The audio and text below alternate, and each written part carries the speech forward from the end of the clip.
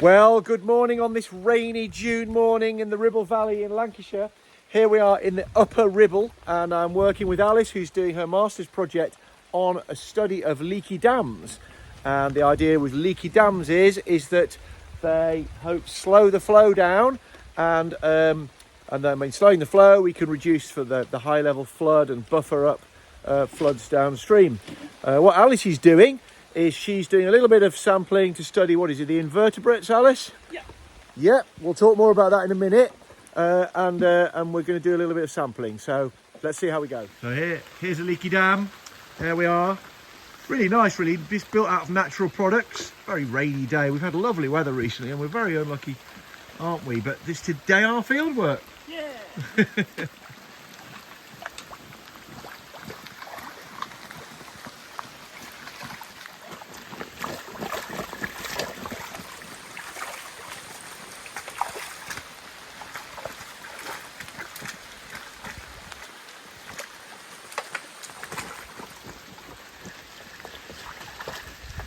And if we pause there, what we're doing here, I'm disrupting the bed of the river, and I'm getting hopefully lots of macroinvertebrates to fall out into my net.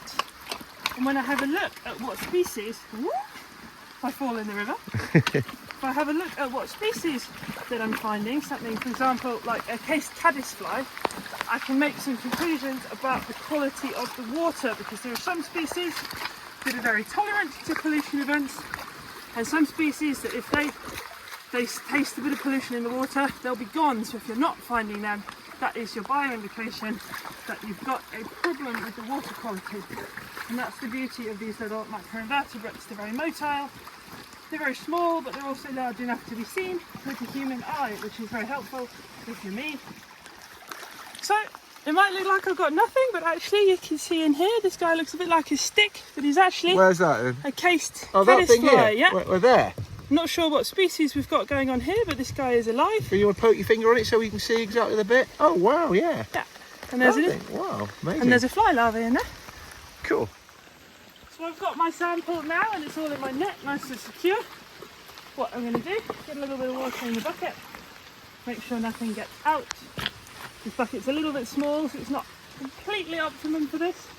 And just make sure everything in this net ends up in this bucket. You just put a bit of water in the bucket, do you? Yeah, we're not trying to kill off any critters today. Yeah.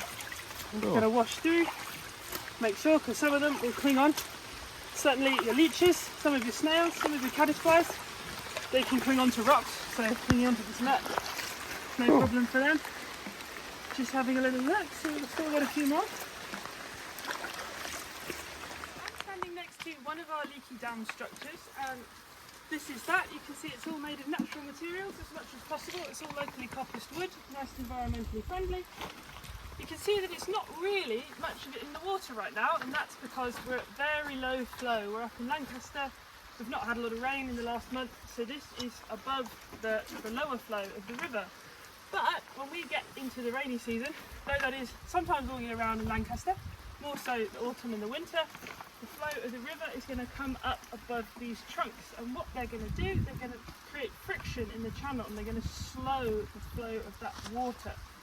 So when we've got flooding coming down off the hillsides into the catchment, the ambition is that hopefully structures like this can slow that flow peak and make sure we don't get flooding downstream.